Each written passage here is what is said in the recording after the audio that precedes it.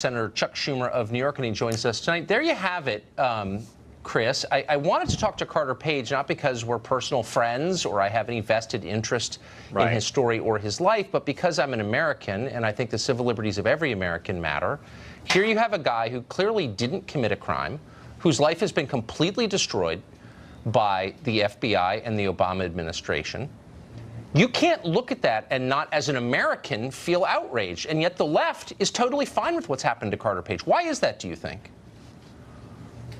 Well, I don't think anybody's fine with civil liberties being violated. And I don't know that his actually have. I mean, the man did take the fifth for a lot of questions when he went to that closed-door session with Congress. Oh, is that a constitutional right? Wait, hold on. Wait a second.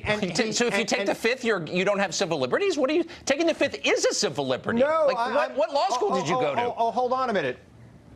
Hold on a minute. I went to St. John's, and I'm proud of that. But let me just also say that the President of the United States once said, if they take the fifth, it means they're guilty. I don't care what Trump said. I'm an American citizen, and you have a right not to testify under the Fifth Amendment to the Constitution, the Bill of Rights. And by the way, you have a right not to be spied upon for political reasons. And my question is, why was Carter Page the subject of a FISA warrant after the FBI had already looked exhaustively into his interactions with the Russians?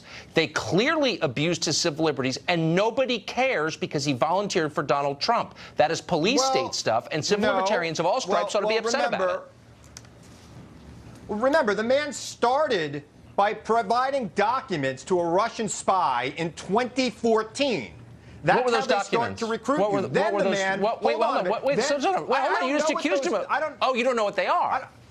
It is widely known, and he will admit that he gave documents to a Russian spy. Well, what documents? Was it a pizza menu, or was it the blueprints to a thermonuclear warhead? I mean, this is how they start to recruit you. They ask you to provide them with something which is legal, and they show that you will actually do it. This was a Russian spy attempting to recruit him. That Russian spy was later indicted and convicted, and this came up in that. Did the Russian spy shows up on a presidential campaign? The FBI was right to start looking into it. But wait, they were absolutely right. They were. So they already knew that the documents that you attempted to make sound so sinister amounted to nothing, that Carter Page was not, in fact, spying for the Russian government, that he was not a mole. They knew that. They knew that, and yet they got a FISA warrant against him already. Don't you think that the U.S. government, before it spies on its own citizens, ought to have a good reason,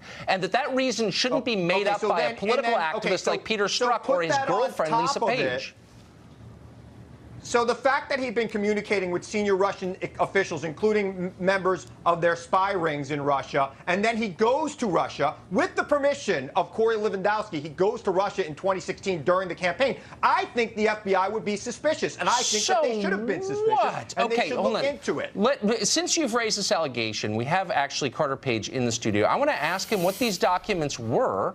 And I mean, let's get very specific here. You passed documents to a Russian spy. Did you betray your country? What were the documents? And why aren't you in prison right now if that was a felony? Tucker, this is complete spin. I was teaching a course at New York University called Energy in the World in the spring semester of 2013. And I had a coffee with a diplomat from the Russian consulate. And I showed him. Who was a spy? I showed him a couple of the course materials from my academic course. You gave him documents that he requested. But wait, hold on, wait, Chris, before you impugn, slow down. Before you impugn his patriotism as an American, shouldn't you hear what the documents were? Wouldn't that inform your judgment? Public information, yes. The documents, that was a course description. Do you think if you passed, Chris Hahn, a course description for a public university course to a foreigner who you didn't know was a spy, would you be betraying your country if you did that? I tend not to hang out with Russian spies because I'm trying to get a gas deal with their nationally owned gas syndicate. So do you think that there is something unpatriotic? So you think there's something tend to love this country. So you're saying that Carter Page doesn't love his country. Carter Page, where'd you go to college, by the way? Look, U.S. Naval Academy. Oh, you went to the U.S. Naval Academy. So you're accusing him, Chris, of being unpatriotic. This man graduated from Annapolis and was a naval officer, but he's unpatriotic. He doesn't love his country. Is that what you're saying? I don't know what's in his heart. I have read the files on you, Carter, and I hope that you are a good person, and I hope that if you are a good person, all of this goes away from you. But from what I read, it is something that I would be concerned about if I was the FBI and you were on a presidential campaign. I would be worried that the Russians would be infiltrating that campaign. And I think you yourself, really quick, Carter Page, as an expert in this, would agree with that. Do you love your country, Carter Page? I love my country, and actually all of my actions directly speak to that. And I think, you know, President Trump and his initiatives in terms of building a better structure for, you know, international relations, particularly U.S.-Russia relations, I think is going to show great love for the country. Yeah. And actually, I love my country. I'm embarrassed to live here right now. This is a shameful moment in our country's history that we would do this to one of our citizens. A great code word in the in that document from John Solomon today. They use the term, there's a new code word, dragon, right? And it reminded me of dragon energy, you know, that Kanye West was talking about. We're both dragon energy.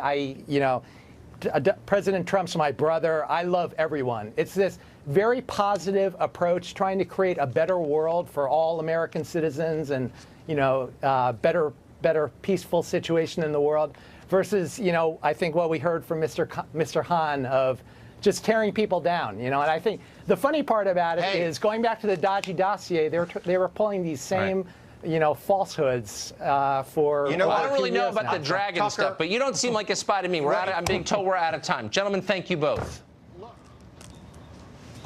Whoa. Dan Bongino has served his country as well. He's a former Secret Service.